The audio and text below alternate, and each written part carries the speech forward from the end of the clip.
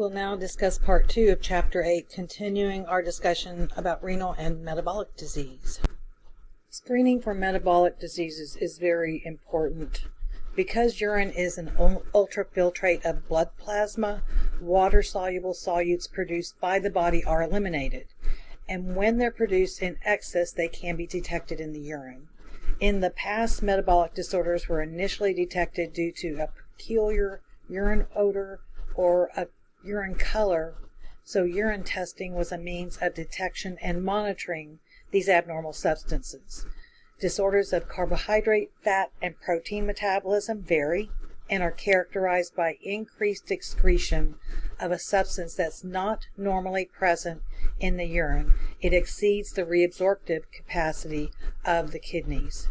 Some metabolic diseases have serious lifelong consequences, such as intellectual disabilities, nervous system degeneration, or death, so early detection is crucial.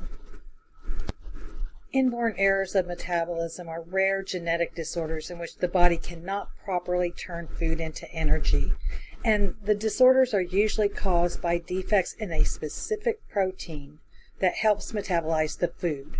This testing is required by the state health departments across the United States and is performed at birth and at 2 weeks of life. The screening includes amino acids, carbohydrates, and other metabolites. It's performed on heel stick blood, and each state will have a list of tests, and they're different from state to state of which genetic conditions that they are testing for. And this is expanded beyond the inborn errors of metabolism to diseases such as sickle cell anemia. I've listed the Texas Department of Health website, which has excellent information about how to do the procedure, what the testing means, just if you want additional information. So again, this is a test done at the infants before they leave the hospital and then after 2 weeks of birth. Amino acid transport disorders include cystinuria and cystinosis. Cystinuria is the presence of cysteine and sometimes other amino acids in the urine. This happens because the renal tubules cannot reabsorb the amino acids. The transports of the amino acid by a carrier protein is defective. A person may have kidney stones made up of cysteine because of the buildup of this amino acid. Cystinosis is not limited to certain amino acids. In this condition, cysteine deposits can be found not only in the kidney, but also in the eyes, the bone marrow, liver, spleen, and in the macrophages. A person will lack the ability to concentrate urine and will therefore have a constant specific gravity, and this is called isothernuria. Phenylketonuria is an inborn error of metabolism disease. It's an inherited metabolic disorder. Individuals having phenylketonuria do not have the ability to further metabolize phenylalanine. This leads to the increased formation of phenylalanine metabolites. The disease gets its name from the presence of high levels of phenylketones. This is inherited as an autosomal recessive disease. You need to inherit 2 defective genes.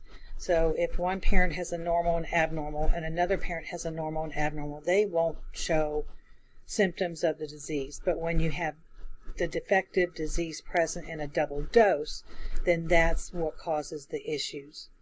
Early detection is critical because if left undetected, excessive levels of phenylalanine in the blood will cause brain damage, resulting in severe mental retardation. Blood levels rise fast, usually in the first 1 to 2 days, because milk contains phenylalanine. Screening is essential, and the problem is easily treated with diet. So testing at the state health department is done as part of the newborn screen. The urine smell has been described as a musty or mousy odor that may give a hint to the problem. Other characteristics include lighter skin and hair color, seizures, and susceptibility to eczema. But again, if it's diagnosed, and of course knowing your family history, family medical history is crucial so that you can be aware this is a potential disease carried in your family.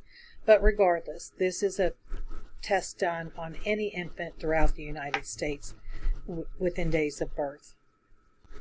Alkaptonuria is a rare disease that is characterized by the excretion of homogentic acid in the urine.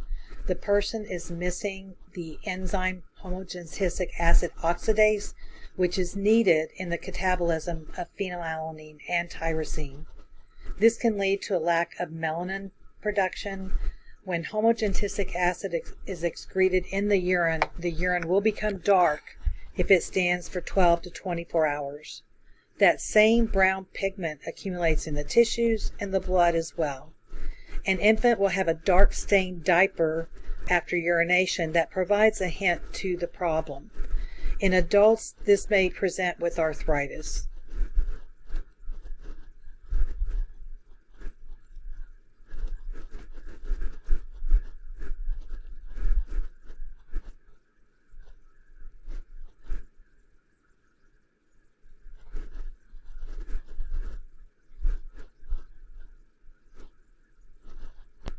The next disturbance of amino acid metabolism that we will discuss is tyrosinemia. There are 3 types, and the type will be dependent upon which enzyme is deficient. Type 1 occurs in 1 in 100,000 births.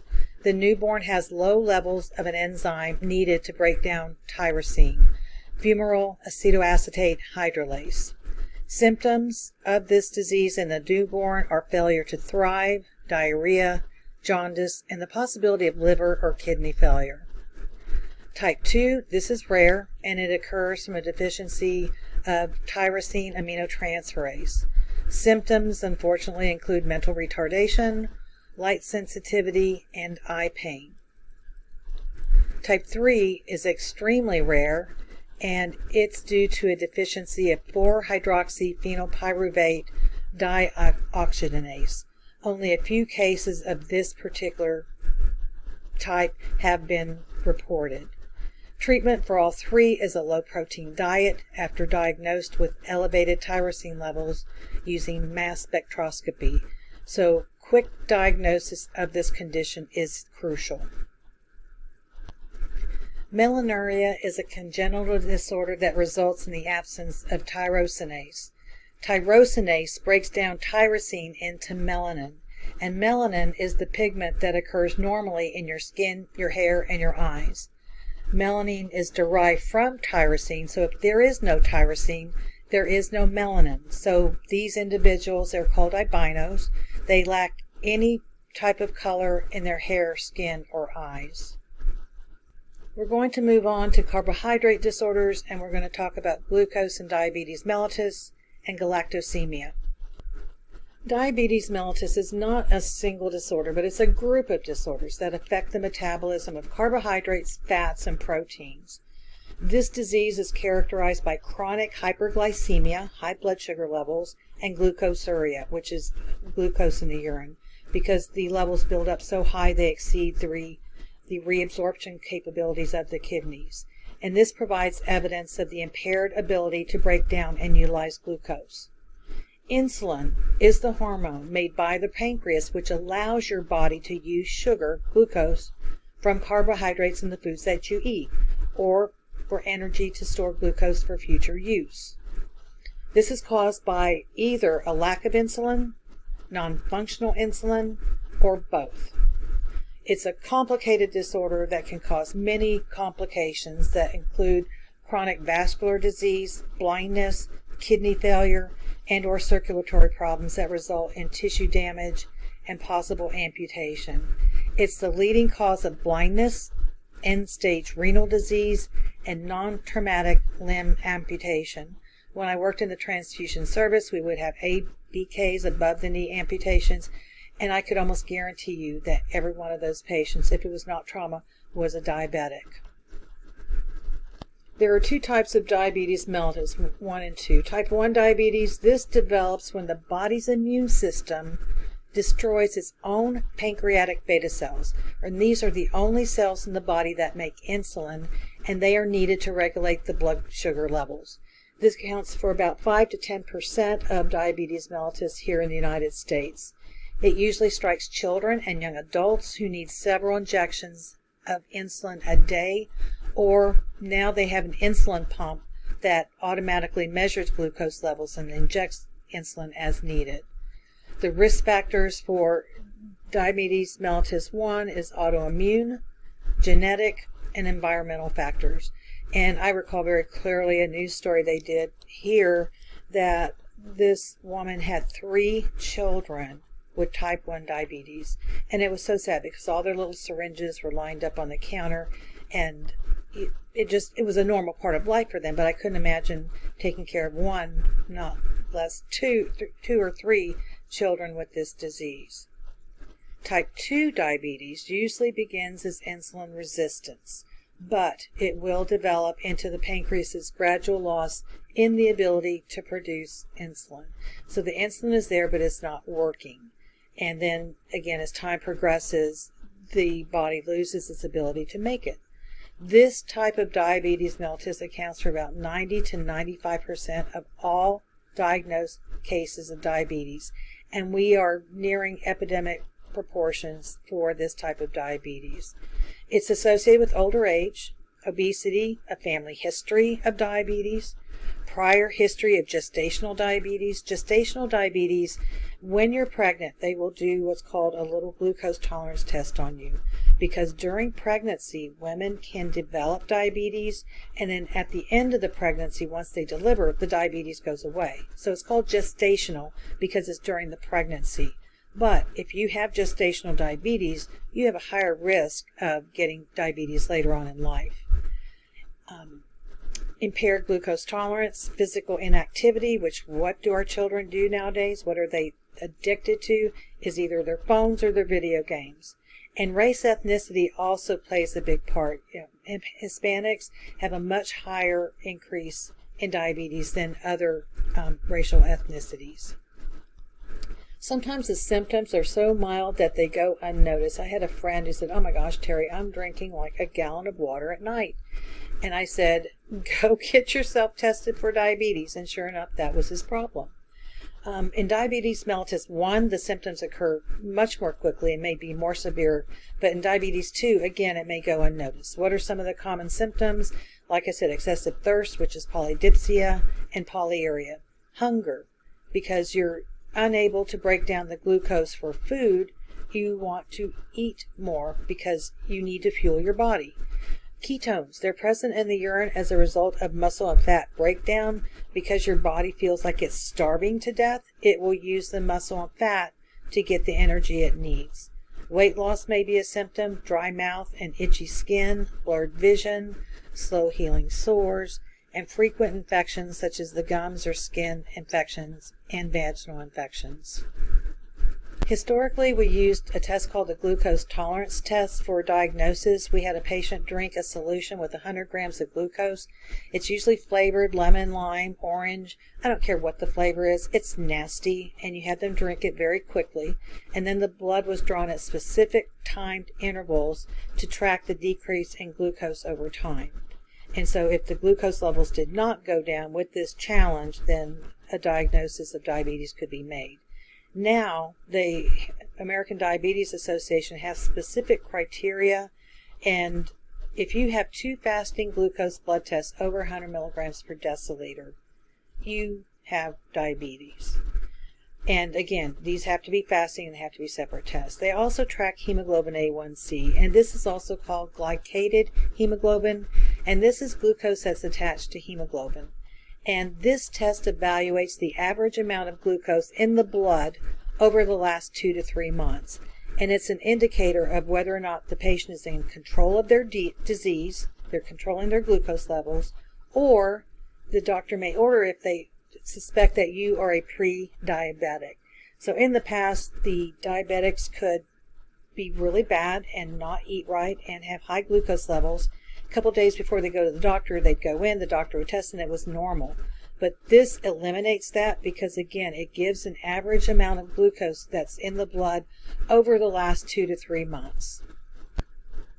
Galactosemia is caused by a deficiency of an enzyme that catalyzes the reactions of galactose conversion to glucose in the cells. This causes an increase of galactose in the blood and urine because, again, it gets to such high levels it exceeds the reabsorptive capacity of the kidneys. The diet will aid in the control and reduces the chance of mental retardation. We can test for this in children 2 and younger, and with a test called the CliniTest, and it's usually diagnosed within the first year of life. Galactose is a reducing sugar tested for with the copper reduction test, the CliniTest. So again, thinking back to your chemical examination of urine, the backup test, this is a confirmatory test that, if done, would detect the galactose. We discussed diabetes insipidus earlier, and this is an uncommon disorder that causes imbalance of fluids in the body, where the body cannot regulate how it handles fluids, and the kidneys are unable to prevent the excretion of water. So copious amounts of urine, polyuria, are produced. The patient is constantly thirsty and frequently urinates. These individuals cannot produce concentrated urine, and this leads to life-threatening dehydration. The treatment is to replace the large amounts of water excreted, or in some cases, treat with a man-made hormone that replaces the missing antidiuretic hormone. This is a relatively new treatment. Porphyrias are a group of rare inherited blood disorders in which substances called porphyrins or porphyrin precursors build up in the body. The type of chemical buildup that occurs will depend upon the type of porphyria. Porphyrin and porphyria are from the Greek word porphyrus, which means purple. And these individuals have problems making a substance called heme. And heme is an essential component of blood, which is used to transport oxygen to the cells. Heme is made of body chemicals called porphyrin, which are bound to iron. If any step in the synthesis of heme is blocked, an intermediate chemical, porphyrin or porphyrin precursors, will accumulate in the cells. Porphyrias can be classified as hepatic or erythropoietic based on the site of the metabolic abnormality, but classification based on clinical presentation is more useful. On page 233, table 8.13, there's a table with the classifications of the different porphyrias, and this is for your information only. I don't expect for you to memorize all the different types. The clinical manifestations are different for the different porphyrias. Accumulation of precursors present with neurologic symptoms. Accumulations of porphyrin which absorb light produce toxic free radicals which cause cutaneous lesions, and this leads to blistering or a burning sensation of the skin. Laboratory diagnosis is based on measuring the quantity and type of porphyrin present. The body fluid analyzed to diagnose and monitor the blood, feces, or urine depends on the heme pathway defect and the resultant compounds that accumulate. An unusual observation in hepatic porphyrias is port wine colored urine, and a simple urine test was to leave the urine exposed to sunlight for 3 days, and during that 3 days the urine would then turn this color.